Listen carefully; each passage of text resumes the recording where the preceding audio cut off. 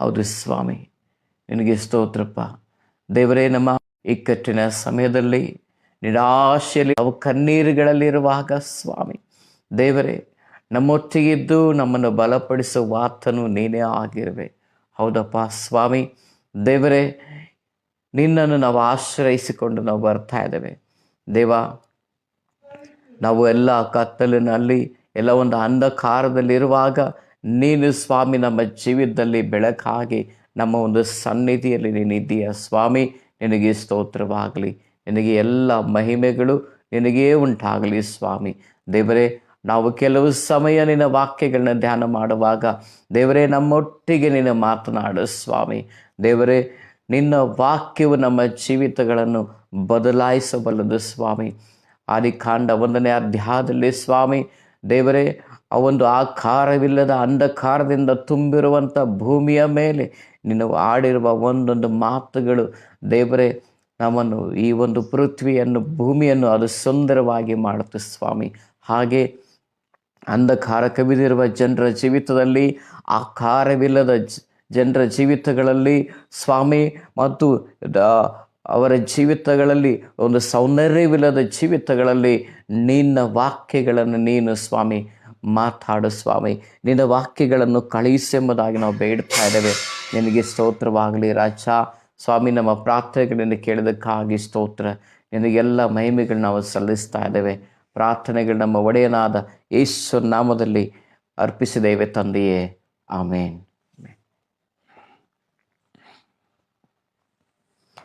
ಕರ್ತನ ನಾಮಕ್ಕೆ ಸ್ತೋತ್ರ ಉಂಟಾಗಲಿ. ಇವತ್ತಿನ ಬೆಳಗಿನ ಒಂದು ಪ್ರಾರ್ಥನೆಗೋಸ್ಕರ ನಾವು ಆರಿಸ್ಕೊಂಡಿರ್ತಕ್ಕಂತಹ ದೇವರ ವಾಕ್ಯ ಇಬ್ರಿಯರಿಗೆ ಬರೆದ ಪತ್ರಿಕೆ 12ನೇ ಅಧ್ಯಾಯ 1ನೇ ವಚನದಿಂದ ಓದಿಕೊಳ್ಳೋಣ. ಆದ ಕಾರಣ ಇಷ್ಟು ಮಂದಿ ಸಾಕ್ಷಿಯವರು ಮೇಘದೋಪಾದಿಯಲ್ಲಿ ನಮ್ಮ ಸುತ್ತಲೂ ಇರುವುದರಿಂದ ನಮಗೆ ಅಭ್ಯಂತರ ಮಾಡುವ ಎಲ್ಲ ಭಾರವನ್ನು, ಹತ್ತಿಕೊಳ್ಳುವ ಪಾಪವನ್ನು ನಾವು ಸಹ ತೆಗೆದಿಟ್ಟು ನಂಬಿಕೆಯನ್ನು ಹುಟ್ಟಿಸುವವರು, ಪೂರೈಸುವವನು ಆಗಿರುವ ಯೇಸುವಿನ ಮೇಲೆ ದೃಷ್ಟಿ ಇಟ್ಟು ನಮಗೆ ನೇಮಕವಾದ ಓಟವನ್ನು ಸ್ಥಿರಚಿತ್ತದಿಂದ ಓಡೋಣ. ಆತನು ತನ್ನ ಮುಂದೆ ಇಟ್ಟಿದ್ದ ಸಂತೋಷಕ್ಕೋಸ್ಕರ ಅವಮಾನವನ್ನು ಅಲಕ್ಷ್ಯ ಮಾಡಿ ಶಿಲುಬೆಯ ಮರಣವನ್ನು ಸಹಿಸಿಕೊಂಡು ದೇವರ ಸಿಂಹಾಸನದ ಬಲಗಡೆಯಲ್ಲಿ ಆಸನ್ನರೂಢನಾಗಿದ್ದಾನೆ. ದೇವರಿಗೆ ಸ್ತೋತ್ರವಾಗಲಿ. ಪ್ರೇರೆ, 12ನೇ ಅಧ್ಯಾಯವನ್ನು ಲೇಖಕನು ನಮಗೆ ಹೇಳೋಕ್ಕಿಂತ ಮುಂಚೆ 1ನೇ ಅಧ್ಯಾಯದಿಂದಲೇ ಆತನು ನಂಬಿಕೆಯ ಬಗ್ಗೆ ಹೇಳ್ತಾ ಹೋಗ್ತಾನೆ. 1ನೇ ಅಧ್ಯಾಯದಲ್ಲಿನೇ ಆತನು ಪ್ರಾರಂಭ ಮಾಡುವಾಗ ಈ ಎಲ್ಲ ಸೃಷ್ಟಿಯು ದೇವರ ವಾಕ್ಯದಿಂದಲೇ ಉಂಟಾಗಿದ್ದು, ಅದು ನಾವು ನಂಬಿಕೆಯಿಂದ ಅದನ್ನು ಸ್ವೀಕರಿಸ್ತೇವೆ ಅಂತ ಆತನು ಹೇಳ್ತಾ ಇದ್ದಾರೆ. ಪೂರ್ತಿ ಇಬ್ರಿಯರಿಗೆ ಬರೆದ ಪತ್ರಿಕೆ ಒಂದು ನಂಬಿಕೆಯ ಬಗ್ಗೆ ನಮಗೆ ಕಲಿಸ್ತಾ ಇದೆ. ಈ 12ನೇ ಅಧ್ಯಾಯಕ್ಕಿಂತ ಮುಂಚೆ ಆತನು 11ನೇ ಅಧ್ಯಾಯದಲ್ಲಿ ಅನೇಕ ಒಂದು ನಂಬಿಕೆಯ ನಾಯಕರುಗಳ ಬಗ್ಗೆ ಆತನು ಹೇಳ್ತಾ ಇದ್ದಾನೆ. ಆತನು ಹೇಬೇಲಿನಿಂದ ಪ್ರಾರಂಭ ಮಾಡ್ತಾನೆ. ಅಲ್ಲಿಂದ ನೋಹನು, ಅನಂತರ ಅಬ್ರಹಾಮನು, ಇಸಾಕನು, ಅನಂತರ ಹೀಗೆ ಎಲ್ಲರನ್ನು ಆತನು ತೆಗೆದುಕೊಂಡು ಹೋಗ್ತಾ ಇರ್ತಾನೆ. ಇಸಾಕ್ ಆಗ್ತಾನೆ, ಯಾಕೋಬ ಆಗ್ತಾನೆ, ಹೀಗೆ ಒಬ್ಬರು ಆದಮೇಲೆ ಒಬ್ಬರು ಹೋಗ್ತಾ ಅವನು ಈ ಅಧ್ಯಾಯದಲ್ಲಿ ಕೊನೆಗೆ ಬಂದು ಈಗ 12ನೇ ಅಧ್ಯಾಯದಲ್ಲಿ ಆತನು ನಮ್ಮನ್ನು ಬೇರೊಬ್ಬ ವ್ಯಕ್ತಿಯನ್ನು ಆತ ತೋರಿಸ್ತಾ ಇದ್ದಾನೆ. 11ನೇ ಅಧ್ಯಾಯದಲ್ಲಿ ಅನೇಕ ಮನುಷ್ಯರನ್ನು ಆತನು ತೋರಿಸ್ದ. ಇವರೆಲ್ಲರೂ ಒಂದು ಮೇಘದ ರೀತಿಯಲ್ಲಿ ಅವರು ಒಂದು ಸಾಕ್ಷಿಯ ರೂಪದಲ್ಲಿ ಅವರು ಇದ್ದಾರೆ ಅಂತ ಹೇಳ್ತಾನೆ. ಇವರೆಲ್ಲರೂ ಸಾಕ್ಷಿಗಳಿದ್ದಾರೆ. ಯಾವುದಕ್ಕೆ ಸಾಕ್ಷಿಯಾಗಿದ್ದಾರೆ ಇವರು? ಪ್ರೇರೆ, ಈ 11ನೇ ಅಧ್ಯಾಯ ಅರ್ಥ ಮಾಡ್ಕೋಬೇಕಾದಲ್ಲಿ 12ನೇ ಅಧ್ಯಾಯ ನಮಗೆ ಆಧಾರವಾಗಿ ನಾವು ತಗೋಬೇಕಾಗ್ತದೆ. ಇಲ್ಲೇನು ಹೇಳ್ತಾ ಇದ್ದಾನೆ, ನಮಗೆ ಅಭ್ಯಂತರ ಮಾಡುವ ಎಲ್ಲ ಭಾರವನ್ನು, ಹತ್ತಿಕೊಳ್ಳುವ ಪಾಪವನ್ನು ನಾವೂ ಸಹ ತೆಗೆದಿಟ್ಟು ನಾವು ಅಂತ ಕೇಳ್ತದನಂದರೆ ಹಿಂದಗಡೆ 11ನೇ ಅಧ್ಯಾಯದಲ್ಲಿ ಆತನೇನು ನಂಬಿಕೆಯ ನಾಯಕರುಗಳ ಬಗ್ಗೆ, ಹೀರೋಸ್ ಆಫ್ ಫೇತ್ ಅಂತ ನಾವೇನು ಹೇಳ್ತೇವೆ, ಆತನಿಲ್ಲಿ ಹೇಳ್ತಾ ಇದ್ದಾನೆ ಅವರ ಜೊತೆಯಲ್ಲಿ ನಾವೂ ಸಹ ಅಂತ ಹೇಳ್ತಾನೆ. ಅವರು ಏನು ಮಾಡಿದ್ದು, ಇವರೆಲ್ಲರೂ ಹೇಬೇಲಿನಿಂದ ಹಿಡ್ಕೊಂಡು ಕೊನೆಯ ಒಂದು 11ನೇ ಅಧ್ಯಾಯದ ಕೊನೆಯ ಒಂದು ವಾಕ್ಯದವರೆಗೆ ಆತ ಹೇಳಿರ್ತಕ್ಕಂಥ ಇವರೆಲ್ಲರೂ ಏನು ಮಾಡಿದರು ಅನ್ನೋದನ್ನು ಆತ ಹೇಳ್ತಾ ಇದ್ದಾನೆ. ಪ್ರೇರೆ, ಇವರೆಲ್ಲರೂ ಮಾಡಿರುವಂಥದ್ದು ಅವರು ಈ ಒಂದು 2 ವಿಷಯಗಳನ್ನ ಅವರು ತೆಗೆದಿಟ್ಟರು. ಅದೇನೆಂದರೆ ಹತ್ತಿಕೊಳ್ಳುವ ಎಲ್ಲ ಭಾರವನ್ನು ಅವರು ತೆಗೆದಿಟ್ಟಿದ್ದಾರೆ. ಆನಂತರ ಹತ್ತಿಕೊಳ್ಳುವ ಭಾರವನ್ನು ತೆಗೆದಿಟ್ಟಿದ್ದಾರೆ ಅಂತ ಹೇಳ್ತದಾನೆ. ಪ್ರೇರೆ, ನಾವು ನಾವೆಲ್ಲರೂ ನಂಬಿಕೆಯನ್ನು ಇಟ್ಟಿದ್ದೇವೆ. ನಂಬಿಕೆ ಅಂದರೆ ಬರೀ ದೇವರಿಂದ ಪಡೆದುಕೊಳ್ಳುವಂತಹದ್ದಲ್ಲ ಅದು. ಪ್ರೇರೆ, ನಾನು ಯಾವಾಗಲೂ ಒಂದು ವಿಷಯವನ್ನು ದೇವರಾತ್ಮನಿಗೆ ಪ್ರೇರೇಪಣೆ ಮಾಡಿ ಹೇಳಿದ್ದೇನೆಂದರೆ, ನಾನು ಕಷ್ಟದಲ್ಲಿ ಹೋಗ್ತಾ ಇದ್ದರೆ ಆದರೂ ನಾನು ದೇವರಲ್ಲಿ ನಂಬಿಕೆ ಇಟ್ಟು ನಾನು ದೇವರನ್ನು ಎದುರು ನೋಡ್ತಾ ಇದ್ದೇನೆ ಅಂದರೆ ಅದು ನನ್ನ ನಂಬಿಕೆ. ನಾನು ದೇವರನ್ನು ನಂಬಿದ್ದೇನೆ ಅಂತ ಅರ್ಥ. ಯಾವಾಗ ನನ್ನ ಜೀವನದಲ್ಲಿ ನಾನು ಒಳ್ಳೆಯ ದಿನಗಳನ್ನು ಅನುಭವಿಸ್ತೇನೋ, ಯಾವಾಗ ನನ್ನ ಜೀವನದಲ್ಲಿ ಒಂದು ಒಳ್ಳೆಯ ಆಶೀರ್ವಾದ ದಿನಗಳು ಬರ್ತದೋ, ಅದು ದೇವರ ನಂಬಿಗಸ್ತಿಕೆ. ನನ್ನ ಮೇಲೆ ದೇವರ ನಂಬಿಕೆಯನ್ನಿಟ್ಟು ಆತನದನ್ನೆಲ್ಲ ಕೊಡ್ತಾ ಇದ್ದಾನೆ. ನಾನು ಕಷ್ಟವನ್ನು ಅನುಭವಿಸ್ತಾ ಇದ್ದರೂ ಕೂಡ ನಾನು ಕರ್ತನನ್ನು ಹಿಂಬಾಲಿಸ್ತಾ ಇದ್ದೇನೆ, ನಾನು ಕರ್ತನನ್ನು ನೋಡ್ತಾ ಇದ್ದೇನೆ. ಅದು ನನ್ನ ನಂಬಿಕೆ ಆಗಿದೆ. ಪ್ರೇರೆ, ಈ ನಂಬಿಕೆಯ ಓಟವನ್ನು ಓಡುವಾಗ 2 ವಿಷಯಗಳು ನಮಗೆ ಅಭ್ಯಂತರ ಮಾಡ್ತಾ ಇದೆ. ಕ್ರಿಸ್ತನ ಜೊತೆಯಲ್ಲಿ ಹೋಗಬೇಕಾದ್ರೆ ನಮಗಿದು ಅಷ್ಟು ಸುಲಭ ಅಲ್ಲ. ಕ್ರಿಸ್ತನ ಜೊತೆಯಲ್ಲಿ ಹೋಗ್ಬೇಕಾದ್ರೆ 2 ವಿಷಯಗಳನ್ನ ನೀವು ತೆಗೆದಿಡ್ರಿ ಎಂಬುದಾಗಿ ಆತನ ಹೇಳ್ತದಾನೆ. ಈ 2 ವಿಷಯನ ಏನಿದೆ, ಎಲ್ಲ ಭಾರವನ್ನು ನೀವು ತೆಗೆದಿಡ್ರಿ. ಆನಂತರ ಸುಲಭವಾಗಿ ನಮ್ಮನ್ನು ಹಿಡಿದುಕೊಳ್ತಕ್ಕಂತಹ ಪಾಪಗಳನ್ನು ನೀವು ತೆಗೆದಿಡ್ರಿ ಅಂತ ಆತನ ಹೇಳ್ತಾ ಇದ್ದಾನೆ. ಇದರಲ್ಲಿ ಈ ಎಲ್ಲ ಭಾರ ಮತ್ತು ಪಾಪ, ಇದರಲ್ಲಿ ಏನು ವ್ಯತ್ಯಾಸ ಇದೆ? ಎಲ್ಲ ಭಾರಗಳಂದರೆ, ಉದಾಹರಣೆಯಾಗಿ ಈಗ ನಾವು ಕ್ರಿಕೆಟ್ ನೋಡ್ತೇವೆ. ಕ್ರಿಕೆಟ್ ನೋಡುವುದು ಏನು ಪಾಪ ಅಲ್ಲ, ಆದರೆ ಆ ಕ್ರಿಕೆಟ್ ನನ್ನ ಆಧ್ಯಾತ್ಮಿಕ ಜೀವಿತಕ್ಕೆ, ಕ್ರಿಸ್ತನು ಮತ್ತು ನನ್ನ ನಡುವಿನ ಒಂದು ಸಂಬಂಧಕ್ಕೆ ಅಡ್ಡಿ ಆಗ್ತಾ ಇದ್ದಲ್ಲಿ ಕ್ರಿಕೆಟ್ ನನಗೆ ಭಾರ. ಅದನ್ನು ನಾನು ತೆಗೆದಿಡಬೇಕಾಗಿದೆ.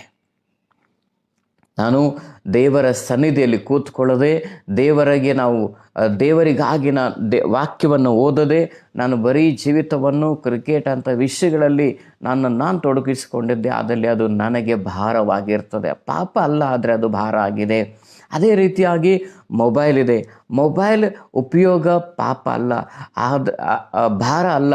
ಆದರೆ ನಾನು ಮೊಬೈಲ್ನಿಂದಾಗಿ ನಾನು ದೇವರ ಹತ್ರ ಹೋಗಲ್ಲ, ನಾನು ಪ್ರಾರ್ಥನೆ ಮಾಡಲ್ಲ, ನಾನು ಮೊಬೈಲ್ಗೆ ಇಷ್ಟೊಂದು ಮಹತ್ವ ಕೊಟ್ಟುಬಿಡ್ತೇನೆ, ಆ ವಾಕ್ಯದ ಕಡೆಗೆ ನನಗೆ ಲಕ್ಷ್ಯ ಹೋಗ್ತಾ ಇಲ್ಲ, ನಾನು ವಾಕ್ಯದ ಕಡೆಗೆ ನಾನು ಮನಸ್ಸು ಕೊಡ್ತಾ ಇಲ್ಲ, ದೇವರ ಕಡೆಗೆ ಪ್ರಾರ್ಥನೆ ಮಾಡ್ತಾ ಇಲ್ಲ, ಆಧ್ಯಾತ್ಮಿಕ ಕ್ರಿಯೆಗಳನ್ನು ನಾನು ಮಾಡ್ತಾ ಇಲ್ಲ, ನಾನು ಸಭೆಗೆ ಹೋಗಲ್ಲ, ನಾನು ಯಾವಾಗಲೂ ಬರೀ ಮೊಬೈಲ್ನಂದೇನೆ ನಾನು ಇರ್ತೇನೆ ಅಂತ ಹೇಳಿದ್ದೆ, ಆದಲ್ಲಿ ಅದು ನಮಗೆ ಭಾರ ಆಗ್ತದೆ. ಅದನ್ನು ನಾವು ತೆಗೆದಿಡಬೇಕು ಅಂತ ಆತನೇ ಹೇಳ್ತಾ ಇದ್ದಾನೆ. ಪ್ರೇರೆ, ಆನಂತರ ಪಾಪ ಅಂದರೆ ಏನು? ಇದನ್ನು ನಾವು ಹೇಳೋ ಅವಶ್ಯಕತೆ ಇಲ್ಲ, ಯಾಕಂದರೆ ನಮ್ಮೆಲ್ಲರಿಗೂ ಭಾಳ ಚೆನ್ನಾಗಿ ಗೊತ್ತು. ಆದರೆ ಸಂದರ್ಭ ಇರೋದಕ್ಕೋಸ್ಕರವಾಗಿ ಹೇಳ್ತಾನೆ, ದೇವರ ಆಜ್ಞೆಗಳನ್ನ ನಾವು ಮೀರಿ ನಡೆಯುವಂಥದ್ದೇ ಪಾಪ ಆಗಿದೆ. ಪ್ರೇರೆ, ಅದೇನೇ ಆಗಿರಬಹುದು. ಅದನ್ನು ಇದು ಇಂಗ್ಲೀಷ್ ಬೈಬಲಲ್ಲಿ ಏನು ಹೇಳ್ತದಾನೆ, ಆತನು ಇಂಗ್ಲೀಷ್ ಬೈಬಲ್ ಹೇಳ್ತಾನೆ, ಈಸಿಲಿ ಎಂಟ್ಯಾಂಗಲ್ಡ್, ಅಂದರೆ ಸುಲಭವಾಗಿ ನಮ್ಮನ್ನು ಹತ್ತಿಕೊಳ್ಳುವ ಪಾಪಗಳು. ದೊಡ್ಡ ಪಾಪಗಳನ್ನು ನಾವು ಮಾಡದೇ ಇದ್ದರೂ ಕೂಡ ಸುಲಭವಾಗಿ ನಮ್ಮನ್ನು ಅಂಟಿಕೊಳ್ತಕ್ಕಂತಹ ಪಾಪಗಳಿದ್ದಾವೆ. ಬಹಳ ಸುಲಭವಾಗಿ ನಾವು ಆ ಪಾಪಗಳನ್ನ ಮಾಡಿ ಬಿಡ್ತೇವೆ. ಅಂಥ ಪಾಪಗಳಿಂದ ನೀವು ಜಾಗೃತರಾಗಿರಿ, ಅವುಗಳನ್ನು ತೆಗೆದು ಇಡ್ರಿ ಎಂಬುದಾಗಿ ಆತನು ಇಲ್ಲಿ ನಮಗೆ ಎಚ್ಚರಿಸ್ತಾ ಇದ್ದಾನೆ. ಪ್ರೇರೆ, ಈ 2 ವಿಷಯಗಳು ನಮ್ಮ ಒಂದು ಕ್ರಿಸ್ತನ ಜೊತೆಗೆ ಇರುವಂಥ ಓಟಕ್ಕೆ ಅಡ್ಡಿಯಾಗ್ತದೆ. Hindrances to run with Jesus Christ, ಯೇಸು ಕ್ರಿಸ್ತನ ಜೊತೆಯಲ್ಲಿ ಓಟಕ್ಕಿರುವಂಥ ಅಡ್ಡಿ, ಇದನ್ನು ನಾವು ತೆಗೆದಿಡಲೇಬೇಕಾಗಿದೆ. ಪ್ರೇರೆ, ನಾವು ಸ್ಥಿರ ಚಿತ್ತದಿಂದ ಓಡೋಕ್ಕೆ ಅದು ನಮಗೆ ಅವಕಾಶ ಕೊಡಲ್ಲ. ಅದಕ್ಕಾಗಿ ಆತನ 2ನೇ ವಚನದಲ್ಲಿ ಏನು ಹೇಳ್ತದಾನೆ, ಆತನು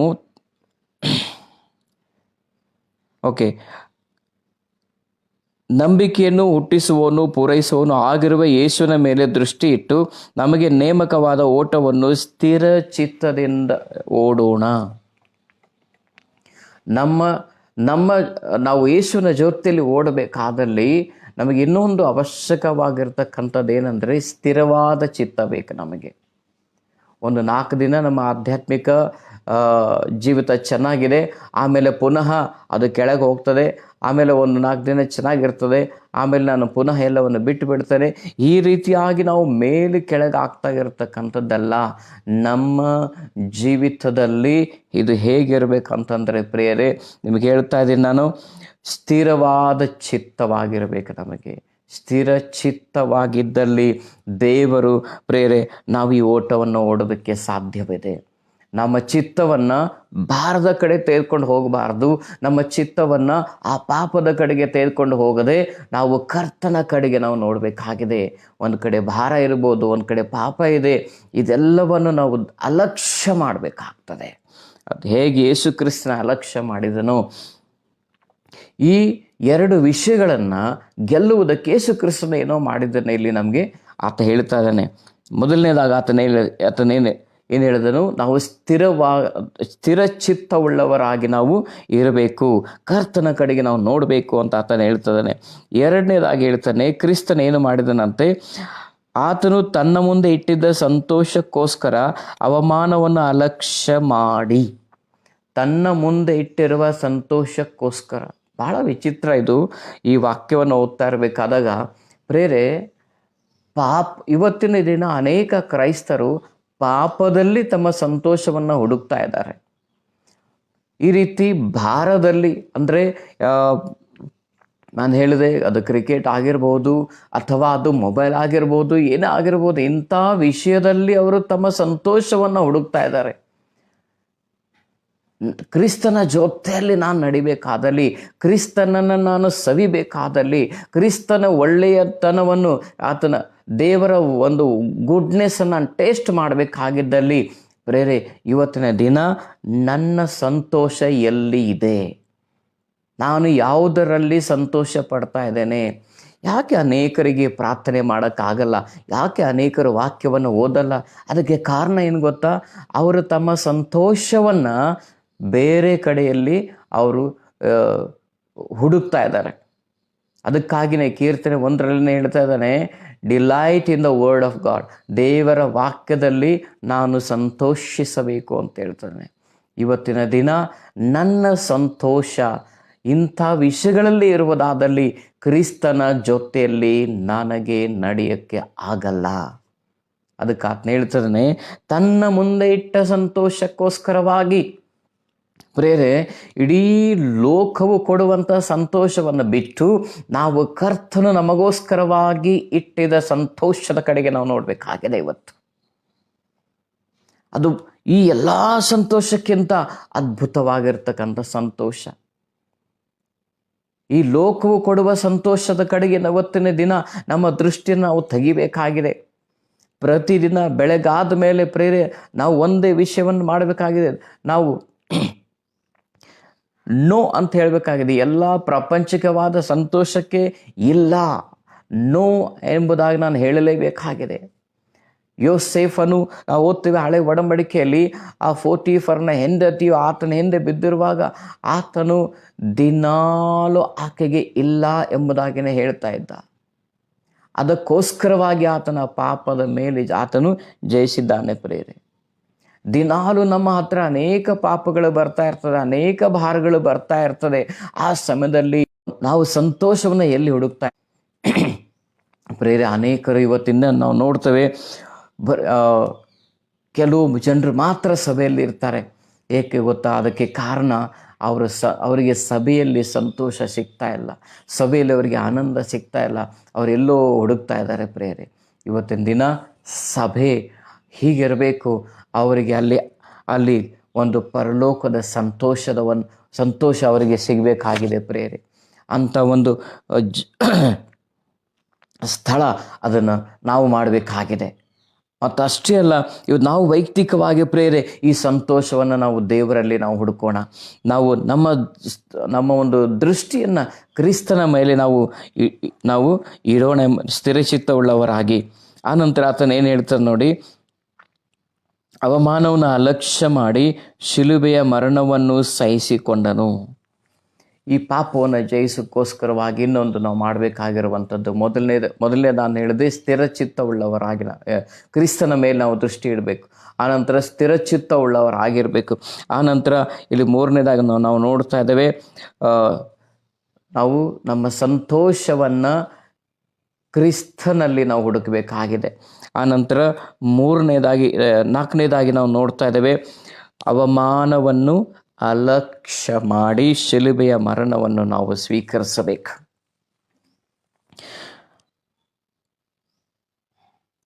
ನಾವು ಯಾವಾಗ ಪ್ರಪಂಚದ ಸಂತೋಷವನ್ನು ಅಲಕ್ಷ್ಯ ಮಾಡ್ತೀವೋ ಆಗ ಪ್ರಾರಂಭವಾಗ್ತದೆ ಅಪಮಾನ. ನೀವು ಎಲ್ಲಿವರೆಗೆ ಈ ಪ್ರಪಂಚದ ಜೊತೆಯಲ್ಲಿ ಹೋಗ್ತಾನೇ ಇರ್ತೀರೋ ಅಲ್ಲಿವರೆಗೆ ನಿಮಗೆ ಈ ಪ್ರಪಂಚ ನಿಮ್ಮನ್ನು ಆಧರಿಸುತ್ತದೆ, ಅಲ್ಲಿವರೆಗೆ ಪ್ರಪಂಚ ನಿಮ್ಮನ್ನು ಗೌರವಿಸ್ತಾನೇ ಇರ್ತದೆ. ಪ್ರಪಂಚ ಹೇಗೆ ಮಾಡ್ತದೆ ಹಾಗೇ ನೀವು ಮಾಡಿರಿ, ಲೋಕ ಬದುಕಿದ ಹಾಗೆ ನೀವು ಬದುಕಿರಿ. ಏನಾಗ್ತಾ ಇರ್ತದೆ ಅಲ್ಲಿ ನಾವು ನೋಡ್ತೇವೆ ಪ್ರೇರೆ, ಅದು ಈ ಒಂದು ಪ್ರಪಂಚ ನಮ್ಮನ್ನು ಸ್ವೀಕಾರ ಮಾಡ್ತದೆ, ಅದನ್ನು ಆಕರ್ಷಣೆ ನಮ್ಮನ್ನು ಅದು ತನ್ನಲ್ಲಿ ಈ ಒಂದು ಸಮಾಜದ ಒಂದು ಭಾಗವಾಗಿ ಇರುವಂತ ನಮಗೆ ಹೇಳ್ತಾ ಇರ್ತದೆ. ಆದರೆ ನಾವು ಈ ಸಮಾಜದಲ್ಲಿ ಇದ್ದುಕೊಂಡು ಕೂಡ ಸಮಾಜದ ಯಾವ ವಿಷಯಗಳು ನಮ್ಮನ್ನು ಅಂಟಿಕೊಳ್ಳದ ಹಾಗೆ ನಾವು ಇವತ್ತಿನ ದಿನ ಪ್ರೇರೆ ಕರ್ತನ ಹಿಂದುಗಡೆ ನಾವು ಹೋಗಬೇಕಾಗಿದೆ. ಅವಮಾನವನ್ನು ಅಲಕ್ಷ್ಯ ಮಾಡಬೇಕಾಗಿದೆ. ನಾವು ಬರೀ ಅವಮಾನವನ್ನು ಅಲಕ್ಷ್ಯ ಮಾಡೋದು ಅಷ್ಟೇ ಅಲ್ಲ, ಶಿಲುಬೆಯ ಮರಣವನ್ನು ಸಹಿಸಿಕೊಂಡು. ಇದು ಕೂಡ ಒಂದು ಕ್ರಿಸ್ತಿಯ ಜೀವನದ ಒಂದು ಅದ್ಭುತವಾಗಿರ್ತಕ್ಕಂಥ ಆಶೀರ್ವಾದ. ಏನು ಗೊತ್ತಾ, ಇವತ್ತು ಅನೇಕ ಜನ ಟಿ ವಿಗಳಲ್ಲಾಗಲಿ ಅಥವಾ ಸೋಷಿಯಲ್ ಮೀಡಿಯಾಗಳಾಗಲಿ, ಫೇಸ್ಬುಕ್, ಯೂಟ್ಯೂಬ್ಗಳಲ್ಲಿ ಅನೇಕರನ್ನು ನಾವು ನೋಡ್ತಾ ಇದ್ದೇವೆ. ಅವರು ಬರೀ ಯೇಸುವನ್ನ ನಂಬಿರಿ, ನಿಮಗೆ ಅದು ಸಿಗ್ತದೆ, ಇದು ಸಿಗ್ತದೆ, ನಿಮಗೆ ಬಂಗ್ಲೆ ಸಿಗ್ತದೆ, ನಿಮಗೆ ವೀಸಾ ಸಿಗ್ತದೆ, ನಿಮಗೆ ಏನೇನೋ ಆಗ್ತದೆ ಅಂತೇಳಿ ಇಂಥ ವಿಷಯಗಳನ್ನು ಅವರು ತೋರಿಸ್ತಾ ಇದ್ದಾರೆ ಪ್ರೇರಿ ಇವತ್ತಿನ ದಿನ. ಆದರೆ ಬೈಬಲ್ ನಮಗೇನು ತೋರಿಸ್ತಾ ಇದೆ? ಬೈಬಲ್ನಲ್ಲಿ ನಮಗೆ ಶಿಲುಬೆಯನ್ನು ತೋರಿಸ್ತಾ ಇದೆ. ನೀವು ಯೇಸು ಕ್ರಿಸ್ತನು ಕೂಡ ನಮಗೆ ಶಿಲುಬೆಯನ್ನೇ ತೋರಿಸಿದ್ದು ಗೊತ್ತಾ? ಆತನು ಶಿಲುಬೆಯನ್ನು ದಿನಾ ಹೊತ್ತುಕೊಳ್ಳ್ರಿ ಅಂತ ಹೇಳ್ತಾ ಇದ್ದಾನೆ. ಇಲ್ಲಿ ಸಹ ಆತನು ಹೇಳ್ತಾ ಇದ್ದಾನೆ, ಲೇಖಕನ ಹೇಳ್ತಾ ಇದ್ದಾನೆ, ಶಿಲುಬೆಯ ಮರಣವನ್ನು ಸಹಿಸಿಕೊಂಡನು. ಇವತ್ತಿನ ದಿನ ಕ್ರೈಸ್ತರಾದ ನಾವು ಇದನ್ನು ಸಹಿಸಿಕೊಳ್ಳೋದು ನಾವು ಕಲಿಬೇಕು. ನಾವು ಅಪಮಾನವನ್ನು ಸ್ವೀಕಾರ ಮಾಡಬೇಕು. ನಾವು ಇವತ್ತಿನ ದಿನ ನಮಗೇನು ಬೇಕಾಗಿದೆ? ನಮಗೆ ರೆಸ್ಪೆಕ್ಟ್ ಬೇಕಾಗಿದೆ. ಇವತ್ತಿನ ದಿನ ನಮಗೇನು ಬೇಕಾಗಿದೆ? ನಮಗೆ ಹಾರ ಹಾಕೋರು ಬೇಕಾಗಿದ್ದಾರೆ ಪ್ರೇರೆ. ನಾವು ನಿಜವಾದ ಕ್ರೈಸ್ತರಾಗಿದ್ದಲ್ಲಿ ನಾವು ಇಂಥದ್ದನ್ನು ನಾವು ಅಪೇಕ್ಷೆ ಮಾಡಲ್ಲ. ನಾವು ಶಿಲುಬೆಯನ್ನು ಅಪೇಕ್ಷೆ ಮಾಡುವವರಾಗಿರ್ತೇವೆ, ಸಂಕಟಗಳನ್ನು ಅಪೇಕ್ಷೆ ಮಾಡುವವರಾಗಿರ್ತೇವೆ. ಸಂಕಟಗಳು ಬಂದಾಗ ನಾವು ಸಂತೋಷಿಸುವವರಾಗಿರ್ತೇವೆ. ನಾವು ಪಾಪವನ್ನು ಇಲ್ಲ ಅಂತ ಹೇಳಿದಾಗ ನಮಗೆ ನೋವುಂಟಾಗ್ತದೆ, ದುಃಖ ಆಗ್ತದೆ. ಪಾಪವನ್ನು ಇಲ್ಲ ಅನ್ನೋದು ಅಷ್ಟು ಸುಲಭ ಅಲ್ಲ ಪ್ರೇರೆ. ಲೋಕಕ್ಕೆ ನೋ ಅಂತ ಹೇಳುವುದು ಅಷ್ಟು ಸುಲಭವಲ್ಲ. ಆ ಸಮಯದಲ್ಲಿ ನಮಗೆ ನೋವಾಗ್ತದೆ. ಆ ನೋವನ್ನು ನಾವು ಹೊತ್ತುಕೊಂಡು ಹೋಗಬೇಕಾಗ್ತದೆ. ನಾವು ಪ್ರೇರೆ ನಾವು ಪ್ರಪಂಚದ ಮನೋರಂಜನೆಗಳನ್ನು, ನಾವು ಸಿನಿಮಾಗಳನ್ನು ಬೇಡ ಅನ್ನೋದು ಅಷ್ಟು ಸುಲಭ ಅಲ್ಲ. ನೋವಾಗ್ತದೆ, ಅದನ್ನು ನಾವು ಅನುಭವಿಸ್ಬೇಕು. ಪ್ರಪಂಚದ ನಮಗೆ ಲೋಕವು ಕೊಡುವಂಥ ಎಲ್ಲ ಆನಂದಗಳನ್ನು ನಾವು ನಿರಾಕರಿಸಬೇಕಾಗ್ತದೆ. ಆಗ ಮಾತ್ರ ನಾನು ಕ್ರಿಸ್ತನನ್ನು ಹೊಂದಿಕೊಳ್ಳಲು ಸಾಧ್ಯ. ಕ್ರಿಸ್ತನು ನನ್ನನ್ನು ಪಡ್ಕೊಂಡಿದ್ದಾನೆ, ಈಗ ನಾನು ಕ್ರಿಸ್ತನನ್ನು ಪಡ್ಕೋಬೇಕಾಗಿದೆ. ನನ್ನ ಮಾರ್ಗದಲ್ಲಿ ಇದ್ದೇನೆ, ನಾನು ನಡೀತಾ ಇದ್ದೇನೆ, ನನ್ನ ಗುರಿ, ನನ್ನ ಒಂದು ಡೆಸ್ಟಿನೇಷನ್ ಕಡೆ ನಾನು ಹೋಗಬೇಕಾಗಿದೆ. ಆತನೇ ನನ್ನ ಕ್ರಿಸ್ತನಾಗಿದ್ದಾನೆ ಪ್ರೇರೆ. ನೀನು ಪಾಪದಲ್ಲಿ ಬದುಕ್ತಾ ಇದ್ದರೆ ನೀನು ಕ್ರಿಸ್ತನನ್ನು ಹೊಂದಿಕೊಳ್ಳಲು ಸಾಧ್ಯವಿಲ್ಲ. ಅದು ಯಾವುದೇ ಪಾಪ ಆಗಿರ್ಬೋದು, ಅದು ಕುಡಿಯುವ ಚಟ ಆಗಿರ್ಬೋದು, ಅದು ತಂಬಾಕಿನದಾಗಿರ್ಬೋದು, ಬೇರೆ ಯಾವುದೇ ಪಾಪಗಳಾಗಿರ್ಬೋದು, ಅಂಥ ಚಟಗಳಲ್ಲಿ ನೀನು ಇದ್ದದ್ದೇ ಆದಲ್ಲಿ ಕ್ರಿಸ್ತನ ಹೊಂದಿಕೊಳ್ಳಲು ಸಾಧ್ಯವಿಲ್ಲ. ಅದಕ್ಕಾಗಿ ಆತ ಹೇಳ್ತದಾನೆ, ನೀನು ಎಲ್ಲ ಭಾರವನ್ನು ಪಾಪಗಳನ್ನು ತೆಗೆದಿಟ್ಟು ಅಂತ ಹೇಳ್ತಾ ಇದ್ದಾನೆ. ನೀನು ನಡಿಬೇಕಂತ ಹೇಳ್ತಾನೆ, ಓಡಬೇಕು. ಆ ಒಂದು ಓಟದಲ್ಲಿ ನಾವೆಲ್ಲರೂ ಒಂದು ಓಟದಲ್ಲಿ ಇದ್ದೀವಿ ಪ್ರೇರೆ. ಅದು ನಾವು ಇವತ್ತು ಮರಿಬಾರ್ದು. We all are in a race. ನಾವು ಅದನ್ನು ಅರಿತುಕೊಂಡು ಓಡ್ತಾನೆ ಇರೋಣ ನಾವು ಸ್ಥಿರಚಿತ್ತವಾಗಿ. ಈಗ ಈ ಒಂದು ಓಟದ ಸ್ಪರ್ಧೆಯಲ್ಲಿ ಇರ್ತಕ್ಕಂಥವ್ರು ಅವ್ರು ಫುಲ್ ಫೋಕಸ್ ಇರ್ತಾರೆ. ಅವರ ಲಕ್ಷ್ಯ ಪೂರ್ತಿ ಅವರೊಂದು ಟಾರ್ಗೆಟ್ ಹತ್ರ ಇರ್ತದೆ, ಫಿನಿಷಿಂಗ್ ಲೈನ್ ಮೇಲೇ ಇರ್ತದೆ. ಅವ್ರು ಇಷ್ಟು ಲಕ್ಷ್ಯ ಬಿಟ್ಟು ಓಡಬೇಕಾಗ್ತದೆ. ಪಕ್ಕದಲ್ಲಿ ಎಷ್ಟೋ ಜನ ಚಪ್ಪಾಳೆ ತಡ್ತಾ ಇದ್ದಿರ್ಬೋದು, ಪಕ್ಕದಲ್ಲಿ ಏನೋ ಒಂದು ಆಕರ್ಷಣೆ ಮಾಡುವಂಥ ವಿಷಯಗಳಿದ್ದರೂ ಕೂಡ ಅವರು ಆ ಕಡೆ ನೋಡಲ್ಲ. ಅಕಸ್ಮಾತ್ ಆ ಕಡೆ ಅವರು ನೋಡಿದ್ದೇ ಆದಲ್ಲಿ ಅವರು ಮೊದಲನೇ ಸ್ಥಾನ ಅವರಿಗೆ ಬರೋಕ್ಕಾಗಲ್ಲ. ಪ್ರೇರಣೆ ನಮ್ಮ ಮುಂದೆ ಇರುವ ಎಷ್ಟು ಸುಂದರವಾದ ಉದಾಹರಣೆಯನ್ನು ಲೇಖಕನ ಇವತ್ತಿನ ದಿನ ಆತನ ಇಡ್ತಾ ಇದ್ದಾನೆ. ನಾವು ಶಿಲುಬೆಯ ಮರಣವನ್ನು ನಾವು ಸಹಿಸ್ಕೋಬೇಕಾಗಿದೆ. ಇವತ್ತು ಕ್ರಿಸ್ತನ ಹಿಂದೆ ನಾವು ಯಾಕೆ ಬರ್ತಾ ಇದ್ದೇವೆ ಪ್ರೇರೆ? ಬರೀ ಆಶೀರ್ವಾದಗಳಿಗಾಗಿ ನಾವು ಬರ್ತಾ ಇದ್ದೀವ ಪ್ರೇರೆ? ಹಳೆಯ ಒಡಂಬಡಿಕೆಯ ಆಶೀರ್ವಾದ, ಹೊಸ ಒಡಂಬಡಿಕೆಯ ಆಶೀರ್ವಾದಗಳಲ್ಲಿ ಬಹಳ ವ್ಯತ್ಯಾಸ ಇದೆ. ಹಳೆಯ ಒಡಂಬಡಿಕೆಯ ಆಶೀರ್ವಾದಗಳೇನಿದೆ ಗೊತ್ತಾ? ಅಲ್ಲಿ ಒಂದು ಸಂಪತ್ತಿನ ಬಗ್ಗೆ ಹೇಳ್ತದೆ, ಅಲ್ಲಿ ಹಣದ ಬಗ್ಗೆ ಹೇಳ್ತದೆ, ಅಲ್ಲಿ ಬಂಗಾರದ ಬಗ್ಗೆ ಹೇಳ್ತಾ ಇದೆ. ಈ ರೀತಿಯಾಗಿ ಅನೇಕ ಇಂಥ ಒಂದು ಪ್ರಾಪಂಚಿಕವಾದ ಆಶೀರ್ವಾದಗಳ ಬಗ್ಗೆ ಹೇಳ್ತಾ ಇದೆ. ಆದರೆ ಹೊಸ ಒಡಂಬಡಿಕೆಯಲ್ಲಿ ಅಂಥ ಆಶೀರ್ವಾದಗಳ ಬಗ್ಗೆ ಹೇಳ್ತಾ ಇಲ್ಲ. ಹೊಸ ಒಡಂಬಡಿಕೆಯಲ್ಲಿ ಹೇಳುವಾಗ ಪ್ರೇರೆ ನೀನು ಎಲ್ಲವನ್ನು ಕಳ್ಕೊಳ್ಳೋಕ್ಕೆ ನೀನು ತಯಾರಾಗಿರ್ಬೇಕಂತ ಹೇಳ್ತಾ ಇದೆ. ಹಳೆ ಒಡಂಬಡಿಕೆಯಲ್ಲಿ ನಾವು ಓದಬೇಕಾದಾಗ ಅಲ್ಲಿ ಈ ರೀತಿಯಾಗಿ ಹೇಳ್ತದೆ, ನೀವು ನನ್ನ ಆಜ್ಞೆಗಳನ್ನ ಕೈಕೊಂಡು ನಡೆದ್ರೆ ಎಲ್ಲ ಆಶೀರ್ವಾದಗಳು ನಿಮ್ಮಿಂದ ಬರ್ತದೆ. ನೀವು ಊರಲ್ಲಿ, ಮನೆಗಳಲ್ಲಿ, ಎಲ್ಲ ಕಡೆಗಳಲ್ಲಿ ನೀವು ಧನ್ಯರಾಗಿರ್ತೀರಾ, ನೀವು ಹೊಲದಲ್ಲಿ ಧನ್ಯರಾಗಿರ್ತೀರಾ, ನಿಮ್ಮ ಕೊಣವೆಗಳಲ್ಲಿ ಕೊರತೆ ಇರುವುದಿಲ್ಲ. ಇದು ಹಳೆ ಒಡಂಬಡಿಕೆಯ ಆಶೀರ್ವಾದ. ಆದರೆ ಹೊಸ ಒಡಂಬಡಿಕೆಯಲ್ಲಿ ಏನು ಹೇಳ್ತಾ ಇದೆ ಗೊತ್ತಾ? ಕರ್ತನು ಹೇಳಿದನು, ನೀವು ನನ್ನ ಆಜ್ಞೆಗಳನ್ನು ಕೈಗೊಂಡು ನಡೆದರೆ ನೀವು ನನ್ನ ಸ್ನೇಹಿತರು. What is the blessing of new Testament? ಹೊಸ ಒಡಂಬಡಿಕೆಯ ಆಶೀರ್ವಾದ ಏನಾಗಿದೆ? ಆತನು ಕ್ರಿಸ್ತನಾಗಿದ್ದಾನೆ ಪ್ರೇರೆ. ನಾವು ಇವತ್ತಿನ ದಿನ ಯೇಸುವಿನ ಹಿಂದೆ ನಾವು ಹೋಗ್ತಾ ಇರೋದು ಯಾಕೆ? ಹಣವನ್ನು ಸಂಪಾದನೆ ಮಾಡೋದಕ್ಕ, ಒಂದು ಉದ್ಯೋಗವನ್ನು ಸಂಪಾದನೆ ಮಾಡೋದಕ್ಕ, ಅಥವಾ ನಾವು ಯೇಸುವಿನಿಂದ ಹೋಗ್ತಾ ಇರೋದು ಯಾಕೆ? ನಾವು ಏನೋ ಒಂದು ವೀಸಾ ಪಡ್ಕೊಳ್ಳೋದಕ್ಕಾಗಿನ, ಅಥವಾ ಒಂದು ಫಾರಿನ್ಗೆ ಹೋಗೋದಕ್ಕಾಗಿನ, ಒಂದು ಸೀಟು, ಒಂದು ನೌಕರಿನ ಯಾವುದೋ ಪಡ್ಕೊಳ್ಳೋಕ್ಕಾಗಿನ ಇವತ್ತು ಯೇಸು ಕ್ರಿಸ್ತ ಹೋಗ್ತಾ ಇದ್ದಲ್ಲಿ ನಿನ್ನ ಮನಸ್ಸನ್ನು, ನಿನ್ನ ವಿಚಾರಗಳನ್ನೇನು ನೀನು ಬದಲಾಯಿಸಿಕೊಳ್ಬೇಕಾಗಿದೆ ಇವತ್ತಿನ ದಿನ. ಏಕೆಂದರೆ ಕ್ರಿಸ್ತನೇ ನಮ್ಮ ಆಶೀರ್ವಾದವಾಗಿದ್ದಾನೆ. If you obey me you are my friends. ನನ್ನ ಮಾತನ್ನು ಕೇಳಿದ್ರೆ ನೀವು ನನ್ನ ಸ್ನೇಹಿತರಂತ ಹೇಳ್ತಾ ಇದ್ದಾನೆ. ಹೊಸ ಒಡಂಬಡಿಕೆಯಲ್ಲಿ ಎಲ್ಲಿ ಹೇಳಿಲ್ಲ, ನೀವು ನನ್ನ ಮಾತು ಕೇಳಿದ್ರೆ ನಿಮಗೆ ಬೆಳ್ಳಿ ಕೊಡ್ತಾನೆ, ಬಂಗಾರ ಕೊಡ್ತಾನೆ, ಅದನ್ನು ಕೊಡ್ತಾನೆ, ನಿಮಗೆ ಬಂಗ್ಲೆ ಕೊಡ್ತಾನೆ ಅಂತ ಹೇಳ್ತಾ ಇಲ್ಲ.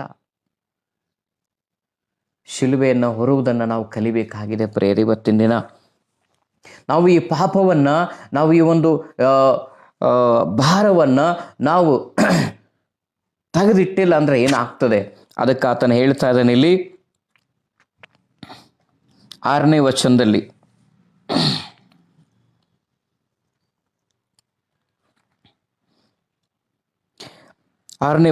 ಕರ್ತನು ತಾನು ಪ್ರೀತಿಸುವವನ್ನೇ ಶಿಕ್ಷಿಸುತ್ತಾನೆ. ನಾವು ಕರ್ತನ ಮಾತನ್ನು ಕೇಳದೇ ಇದ್ದರೆ ಆತ ನಮ್ಮನ್ನು ಶಿಕ್ಷಿಸುತ್ತಾನೆ ಅಂತ ಹೇಳ್ತಾರೆ. ಇವತ್ತಿನ ದಿನ ನಾವು ಪಾಪವನ್ನು ಇಲ್ಲ ಅಂತ ಹೇಳೋಣ ಪ್ರೇರೆ. ಯಾಕಂದರೆ ಅದನ್ನು ನಾವು ಜೊತೆಯಾಗಿ ಇಟ್ಕೊಂಡ್ರೆ ನಮಗೆ ಶಿಕ್ಷೆ ಇದೆ. ಶಿಕ್ಷೆ ಯಾಕೆ ಕೊಡ್ತಾನಂತ ಆತನ ಮುಂದಿನ ವಾಕ್ಯದಲ್ಲಿ 11ನೇ ವಾಕ್ಯದಲ್ಲಿ ಆತನ ಹೇಳ್ತಾ ಇದ್ದಾನೆ,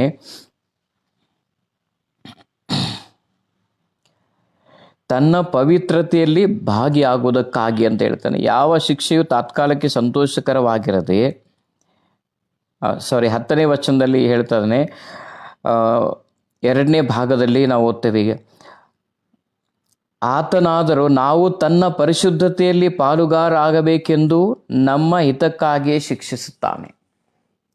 10ನೇ ವಚನ, ಆತನ ಪರಿಶುದ್ಧತೆಯಲ್ಲಿ ಪಾಲುಗಾರರಾಗುವುದಕ್ಕಾಗಿ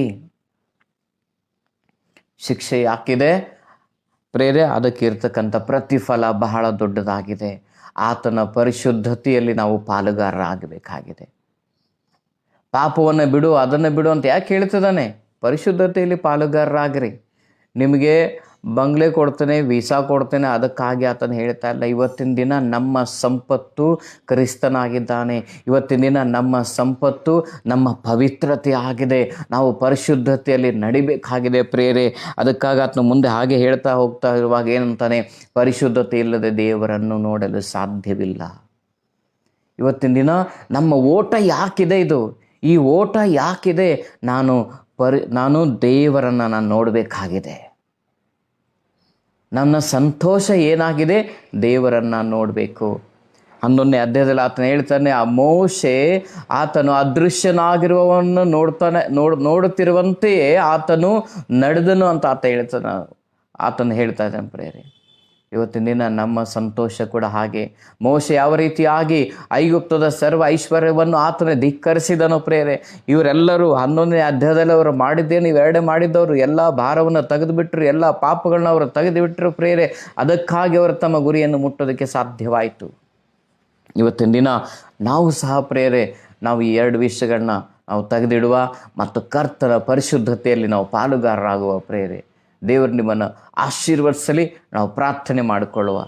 ನಾವೆಲ್ಲ ಕಣ್ಣು ಮುಚ್ಚಿಕೊಳ್ಳೋಣ ಪ್ರೇರೆ. ನಮ್ಮನ್ನು ಬಹಳವಾಗಿ ಪ್ರೀತಿ ಮಾಡುವಂತಹ ತಂದೆ ಆ ದೇವರೇ, ನಿನಗೆ ಸ್ತೋತ್ರಪ್ಪ. ದೇವರೇ, ಈ ಮುಂಜಾನೆಯಲ್ಲಿ ಸ್ವಾಮಿ ನಿನ್ನ ಮಕ್ಕಳೊಟ್ಟಿಗೆ ನೀನು ಮಾತನಾಡಿದ್ದಿ ತಂದೆಯಾಗಿ. ದೇವ, ನಿನ್ನ ಅಪೇಕ್ಷೆ ಇದೆ, ನಾವು ಎಲ್ಲ ಭಾರವನ್ನು ಮತ್ತು ಸುಲಭವಾಗಿ ನಮ್ಮನ್ನು ಹತ್ತಿಕೊಳ್ಳುವ ಪಾಪವನ್ನು ತೆಗೆದಿಟ್ಟು ಎಂಬುದಾಗಿ ನೀನು ಹೇಳಿದ್ದೀಯ.